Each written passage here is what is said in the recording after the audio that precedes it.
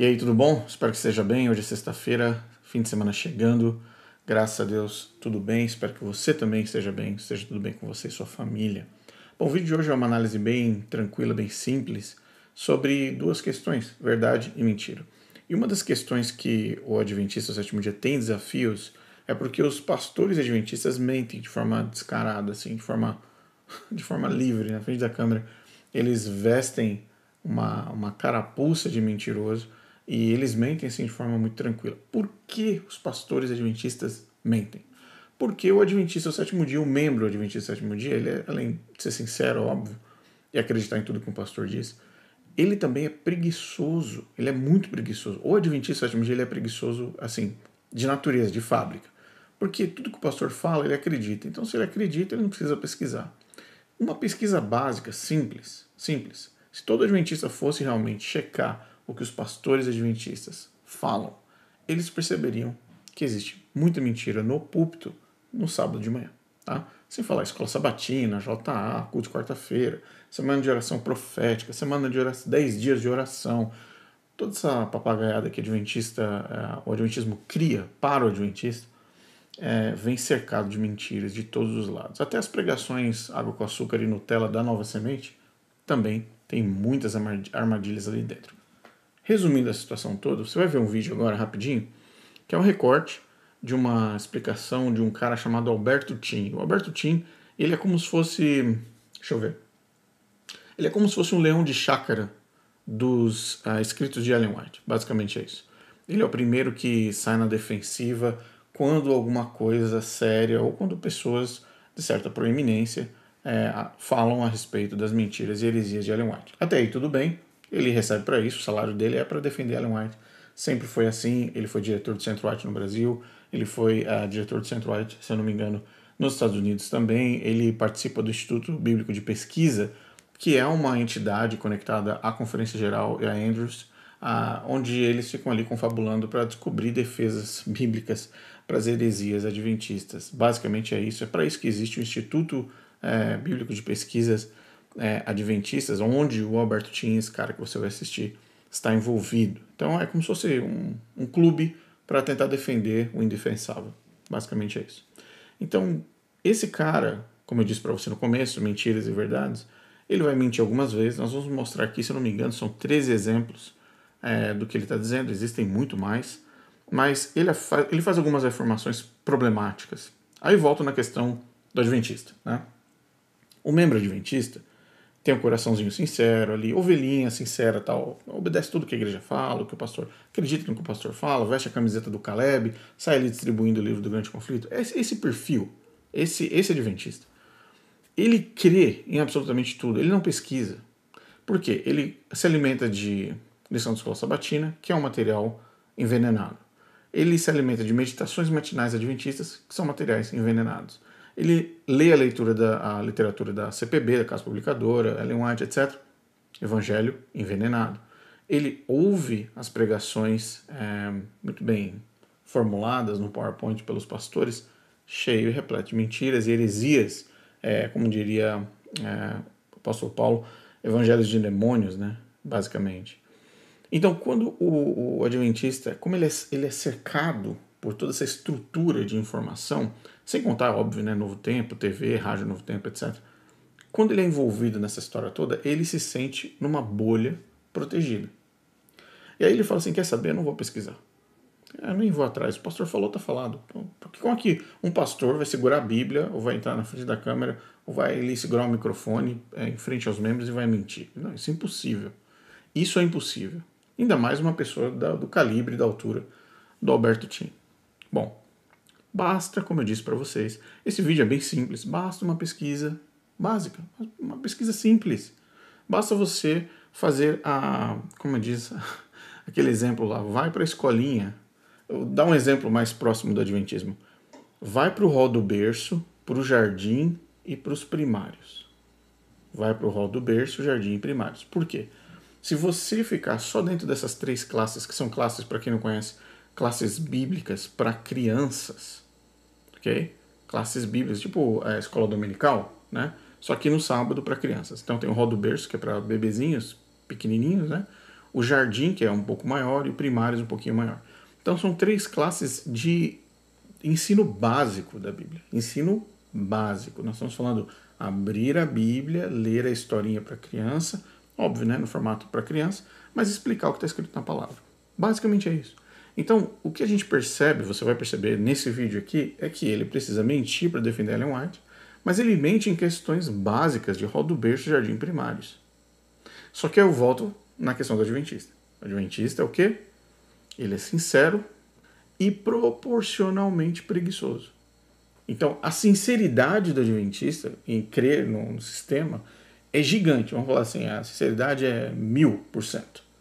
Aí, de repente, você vê do outro lado a preguiça de pesquisar, de abrir a Bíblia para saber o que está escrito ali, de fato, é o que o pastor falou, ou de fato é o que a Ellen White está falando, é proporcional, é de 1000%, às vezes 2000%. Não vou pegar não, vou confiar na organização para qual eu dou meu dízimo todo mês. Então, vamos dar uma olhada nesse vídeo.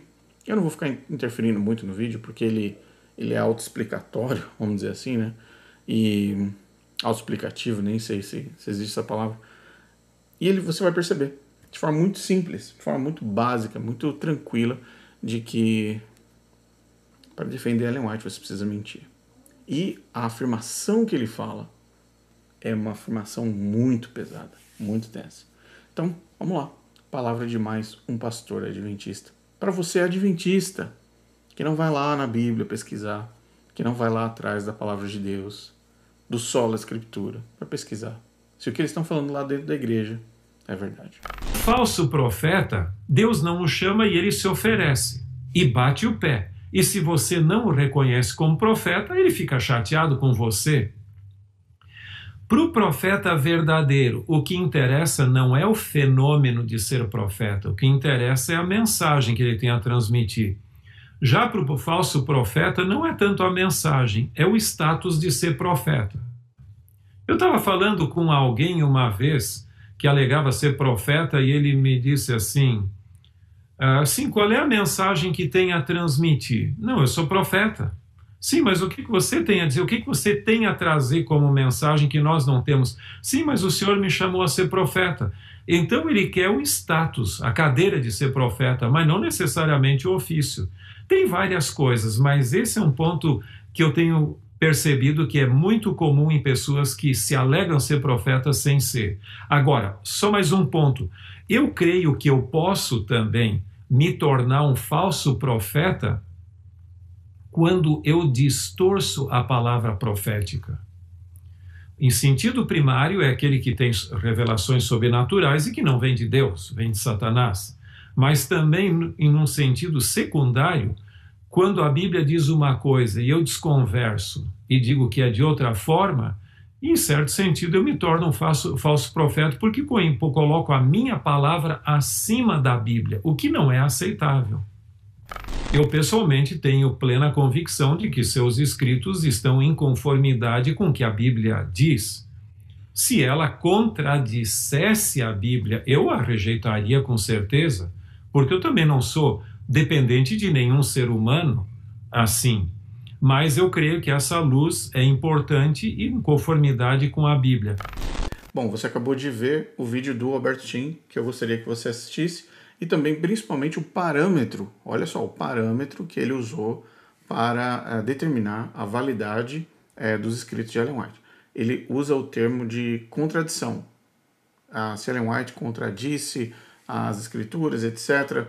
Então, se houve contradição, ou no caso dele, né, se houvesse alguma contradição, eu rejeitaria Ellen White e a palavra dela. Então, vamos aos pontos de contradição clássicos. Eu estou falando do nível de rol do berço, hein?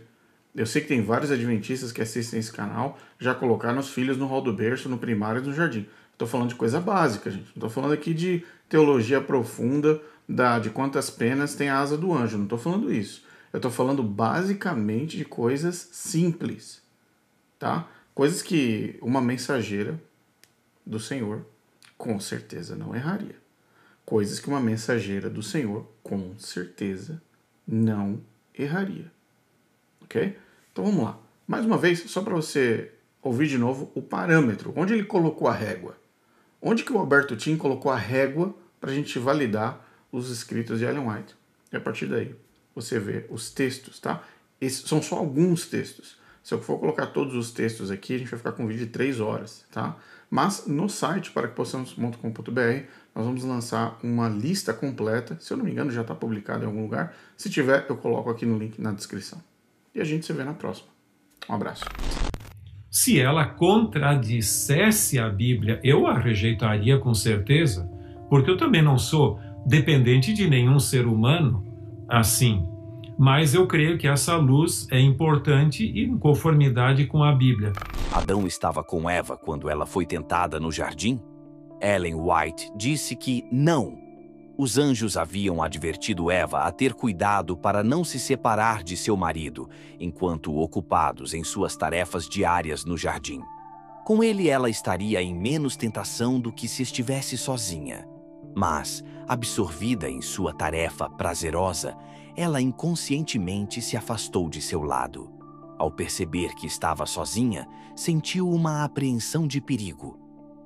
Logo se viu olhando com curiosidade e admiração para a árvore proibida. Patriarcas e Profetas, páginas 53, 54.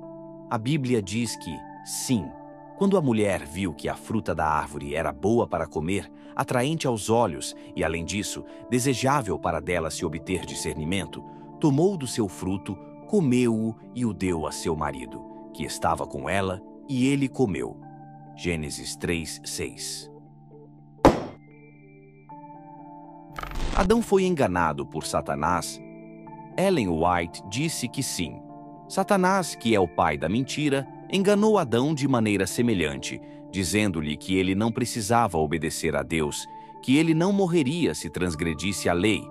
Evangelismo, página 598. A Bíblia diz que não. E Adão não foi enganado, mas sim a mulher que, sendo enganada, tornou-se transgressora. 1 Timóteo 2,14. Quem falou com Caim? Ellen White disse que um anjo, por meio de um mensageiro angelical, o aviso divino foi transmitido. Se procederes bem, não serás aceito? Patriarcas e Profetas, página 74. A Bíblia diz que o Senhor. Então o Senhor disse a Caim: por que você está irado? Por que se transtornou o seu rosto? Se você fizer o que é certo, não é verdade que será aceito? Mas se não o fizer, saiba que o pecado o ameaça à porta. Ele deseja conquistá-lo, mas você deve dominá-lo. Gênesis 4, 6 e 7. Os humanos, antes do dilúvio, cruzaram com animais e deram à luz novas espécies e raças sub-humanas? Ellen White disse que sim. Todas as espécies de animais que Deus havia criado foram preservadas na arca. As espécies confusas que Deus não criou, que foram o resultado da amalgamação, foram destruídas pelo dilúvio. Desde o dilúvio tem havido amalgamação do homem com a besta, como pode ser visto nas quase infinitas variedades de espécies de animais e em certas raças de homens. Spiritual Gifts, volume 3, página 73. A Bíblia diz que não. E disse Deus: produza a terra seres vivos conforme as suas espécies, animais domésticos, animais selvagens e animais que rastejam sobre a terra, conforme as suas espécies. E assim foi. Deus fez os animais selvagens conforme as suas espécies, os animais domésticos conforme as suas espécies, e todos os seres que rastejam sobre a terra conforme as suas espécies. E Deus viu que ficou bom. Gênesis 1, 24 e 25. Quem fechou a porta da arca de Noé, Deus ou um anjo? Ellen White disse que foi um anjo. Um anjo é visto pela multidão zombeteira descendo do céu, revestido de brilho como o relâmpago. Ele fecha aquela porta maciça externa e sobe novamente ao céu. Spiritual Gifts, volume 3, página 68, escrito em 1864. A Bíblia diz que foi Deus. Os animais que entraram eram macho e fêmea de todas as criaturas vivas, conforme Deus havia ordenado a Noé. Então o Senhor fechou a porta. Gênesis 7:16. A Torre de Babel foi construída antes do dilúvio? Ellen White disse que sim. Esse sistema foi corrompido antes do dilúvio por aqueles que se separaram dos fiéis seguidores de Deus e se envolveram na construção da Torre de Babel. Spiritual Gifts, volume 3, página 301. A Bíblia diz que não. Depois do dilúvio, disseram: venham, vamos construir para nós uma cidade, com uma torre que alcance os céus, para que possamos fazer um nome para nós e não sejamos espalhados por toda a face da terra. Gênesis 9:28 e 11:4. A Torre de Babel foi construída para escapar de outro dilúvio? Ellen White disse que sim. Os habitantes da planície de Sinear não acreditaram na aliança de Deus de que ele não traria outro dilúvio sobre a terra. Muitos deles negaram a existência de Deus e atribuíram o dilúvio à operação de causas naturais.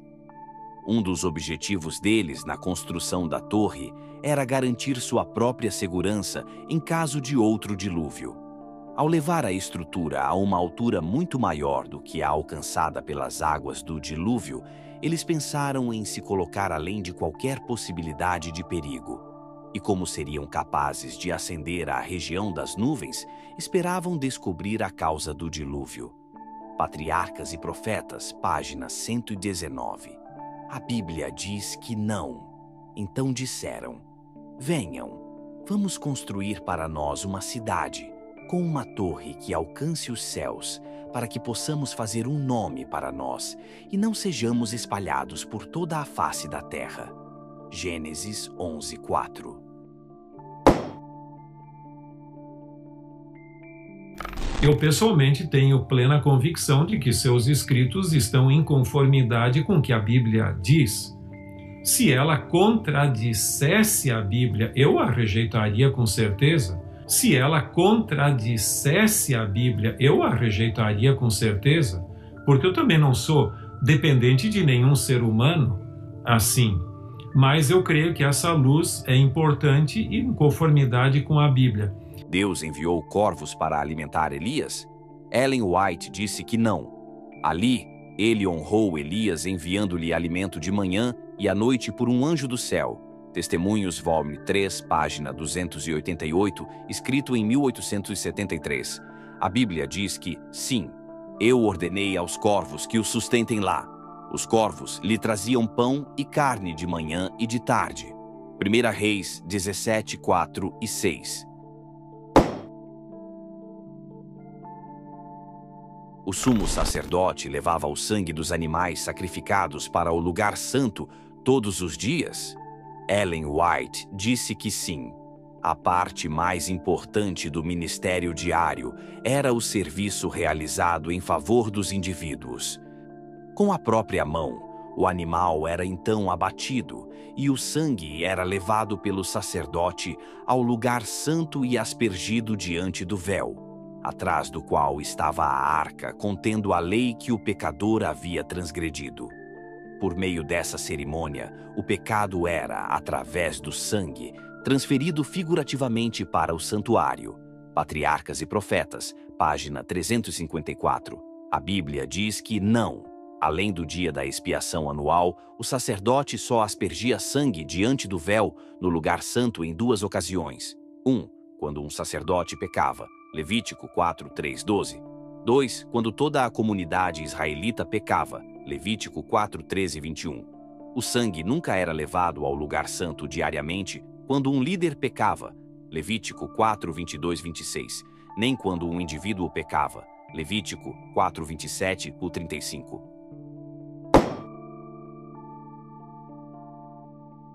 Durante a tentação de Jesus, Satanás afirmou ser o anjo que salvou Isaque da morte certa? Ellen White disse que sim.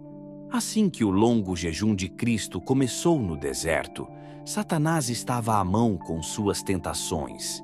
Ele tentou fazer Cristo acreditar que Deus não exigia que ele passasse pela abnegação e pelos sofrimentos que antecipava. Ele, Satanás, também afirmou ser o anjo que conteve a mão de Abraão quando a faca estava levantada para matar Isaque. Mensagens Escolhidas, volume 1, página 263. Nota: você pode ler a Bíblia de capa a capa e não encontrará nenhuma evidência que valide essa suposta conversa entre Cristo e Satanás. Quem escolheu Judas para ser um dos 12 discípulos de Jesus? Ellen White disse que Judas se auto-escolheu. Enquanto Jesus preparava os discípulos para sua ordenação, um que não havia sido convocado insistiu em sua presença entre eles. Era Judas Iscariotes, um homem que professava ser seguidor de Cristo. Ele agora se apresentou solicitando um lugar nesse círculo íntimo de discípulos. Ele esperava experimentar isso através de sua conexão com Jesus. O Desejado de Todas as Nações, páginas 293, 717. A Bíblia diz que Jesus escolheu Judas. Quando chegou a manhã, chamou seus discípulos e escolheu 12 deles, aos quais também designou apóstolos: Simão, a quem deu o nome de Pedro, seu irmão André, Tiago, João, Filipe, Bartolomeu, Mateus, Tomé, Tiago, filho de Alfeu, Simão, chamado Zelote, Judas, filho de Tiago, e Judas Iscariotes, que se tornou traidor. Lucas 6, 13 a 16. Os cães comeram os restos mortais de Judas, o traidor de Jesus Cristo? Ellen White disse que sim. Seu peso havia rompido a corda com a qual ele se enforcou na árvore. Ao cair, seu corpo foi horrivelmente dilacerado e os cães agora estavam devorando-o. Seus restos foram imediatamente enterrados fora da vista. O Desejado de Todas as Nações, página 722. A Bíblia não menciona nenhum cachorro. Então Judas jogou o dinheiro no templo e saiu. Em seguida, foi e se enforcou. Mateus 27, 5. Com a recompensa que ele recebeu por sua iniquidade, Judas comprou um campo. Ali ele caiu de cabeça, seu corpo se rompeu e todas as suas entranhas se derramaram. Atos 1:18. Eu pessoalmente tenho plena convicção de que seus escritos estão em conformidade com o que a Bíblia diz. Se ela contradissesse a Bíblia, eu a rejeitaria com certeza. Se ela contradissesse a Bíblia, eu a rejeitaria com certeza, porque eu também não sou dependente de nenhum ser humano assim. Mas eu creio que essa luz é importante e em conformidade com a Bíblia. Maria foi retirada da cena e os ossos de Jesus foram quebrados durante a crucificação? Ellen White disse que sim. A mãe de Jesus estava agonizada, quase além da resistência, e enquanto esticavam Jesus sobre a cruz e estavam prestes a pregar suas mãos com os cruéis pregos nos braços de madeira, os discípulos levaram a mãe de Jesus para longe da cena, para que ela não ouvisse o som dos pregos sendo cravados através dos ossos e músculos de suas mãos e pés delicados. Spiritual Gifts, volume 1, página 58, escrito em 1858. A Bíblia diz que não, Maria na cruz. Segundo os relatos bíblicos, Maria, a mãe de Jesus, estava presente na crucificação e permaneceu perto da cruz. João 19, 25, 27, NVI, relata: perto da cruz de Jesus estavam sua mãe, a irmã dela, Maria, mulher de Clopas, e Maria Madalena. Quando Jesus viu sua mãe ali, e perto dela o discípulo a quem ele amava, disse à sua mãe: aí está o seu filho, e ao discípulo: aí está a sua mãe. Daquela hora em diante, o discípulo a levou para casa. Ossos de Jesus. A Bíblia também afirma que nenhum dos ossos de Jesus foi quebrado. João 19, 33, 36, NVI, relata: mas quando chegaram a Jesus, constatando que já estava morto, não lhe quebraram as pernas. Em vez disso, um dos soldados perfurou o lado de Jesus com uma lança e logo saiu sangue e água. Essas coisas aconteceram para que se cumprisse a Escritura: nenhum dos seus ossos será quebrado. A Bíblia diz o oposto. Perto da cruz de Jesus estavam sua mãe, a irmã dela, Maria, mulher de Clopas, e Maria Madalena. Quando Jesus viu sua mãe ali e perto dela o discípulo a quem ele amava, disse à sua mãe: "Aí está o seu filho", e ao discípulo: "Aí está a sua mãe". Daquela hora em diante, o discípulo a levou para casa. João 19, 25 ou 27. Mas quando chegaram a Jesus, constatando que já estava morto, não lhe quebraram as pernas. Em vez disso, um dos soldados perfurou o lado de Jesus com uma lança e logo saiu sangue e água. Essas coisas aconteceram para que se cumprisse a Escritura: nenhum dos seus ossos será quebrado. João 19, 33, 36.